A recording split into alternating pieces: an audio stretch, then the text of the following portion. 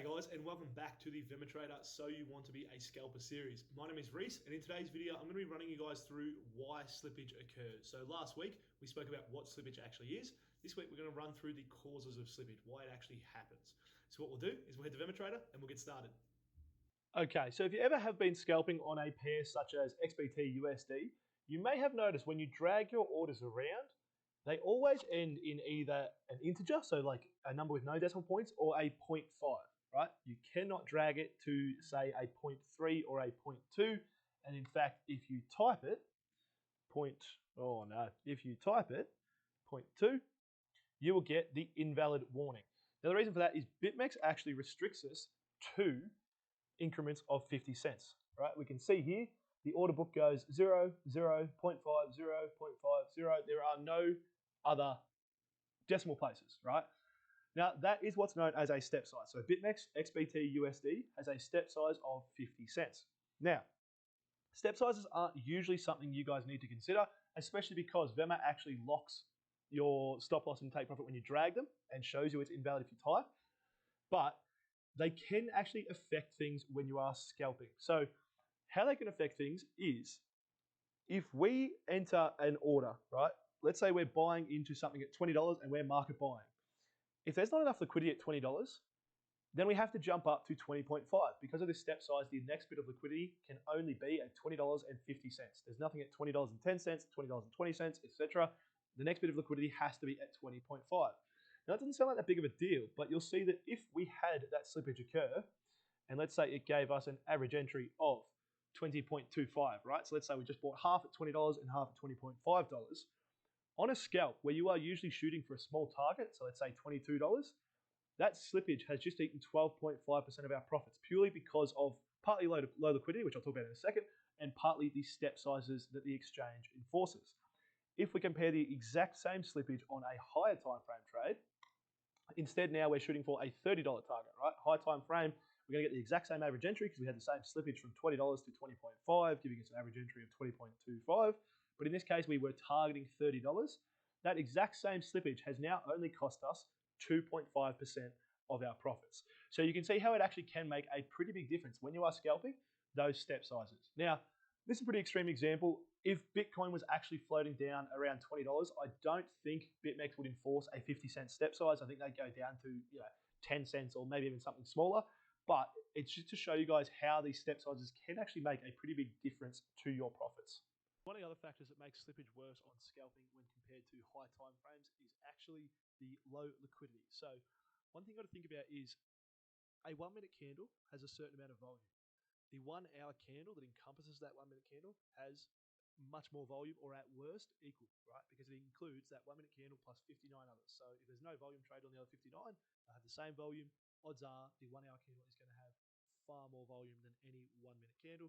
And then same again for 4 hours, same again for daily. So the higher time frames will usually have more volume occur over the course of your trades. Now, where that plays a role, a big part of low liquidity is to do with large position sizes. I'm going to talk about that next week. I'm going to talk about large position sizes and leverage, but where it really sort of plays out that I will talk about this week is with limit orders. So I've said a few times that orders in the market, orders in the order book are first in, best served, which means that if I came to 22,776 and decided I wanted to sell 50,000 Bitcoin, $50,000 worth of Bitcoin, and placed my order, and then 5 minutes later you came in and placed your sell for 4,800 at the exact same price, there would be $54,800 worth of Bitcoin waiting to be sold at that price.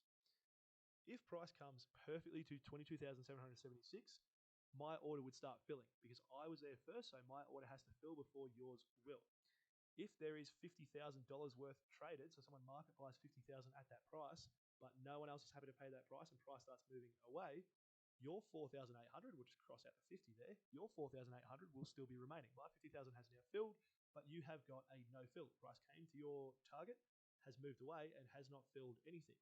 You may get a partial fill, right? We might see, say, 2,000 of your order fill, but that is something that happens more often in scalping than it does in high time frame trading, and I can sort of show that in a pretty simple way. So the only times that will actually happen is when you pick the exact top or bottom of a move, or you're too impatient, right? So let's say that you had your order sitting right here and it was a a buy, right? You were exiting a short, you had a buy sitting here at about 22,662. Price came down here, filled my 50,000, and then moved up. Well, now you have to decide what you're going to do. So you would have to figure out, whoops, I did not want to do that. You'd have to figure out, okay, if your stop loss is sitting up here somewhere, you come back and see this trade. Do you go, okay, price is at my target, and then moved away, I'm going to close. I'm just going to close at market, lock in some profits. You might have ended up here somewhere, let's say. You might move your stop loss in so that you have locked in profits, but you're like, it's going to continue back to my TP, it'll be fine. You may do nothing, just let it play out, let it, hit your stop loss, hit your take profit. But you have to figure out what to do, because price has actually made it to your target where you said you were going to exit, but because of the way that the order books work, you have not exited. Now, this can happen on the 4-hour time frame, right? It absolutely can, but you can kind of see why it's less common if we zoom out. Because you have to nail an exact top or an exact bottom, you will see that there are so many more exact tops and exact bottoms in the 1 minute time frame, right? That bottom that we're looking at is not even the bottom of this 4-hour move. And that's kind of how, that's how it has to be. You always have more movement on the 1 minute than the 4-hour because it kind of makes up the 4-hour candle. But what that means is you will see this happen more often when you're scalping. The other factor there is on a 4-hour trade, you come back and look at it less often. So if, let's say, you had your order at that exact 1 minute and price had come down and hit it, there's a pretty good chance by the time you actually get back, price is revisited and you've seen your order fill. The other thing with the 4-hour is you will often have your orders in long before the scalpers will, which means that in that example, you might be the 50,000 and I might be the 4,800 because your order has been sitting there for a couple of weeks or a couple of days. And my order, because I'm trading on the 1 minute, has only been there for 5 minutes, which means that your order will fill first, and I'm the one who's going to get the no fill there. So that's just another example of how low liquidity can affect your profits when you're scalping. So there you have it, guys. That is just a couple of the reasons that slippage is worse and does occur more often on the lower time frames. Next week, I'm going to get stuck into large position sizes, leverage, and hopefully volatility. We'll see how we go for time. Have a great day, happy trading, and I'll talk to you very soon.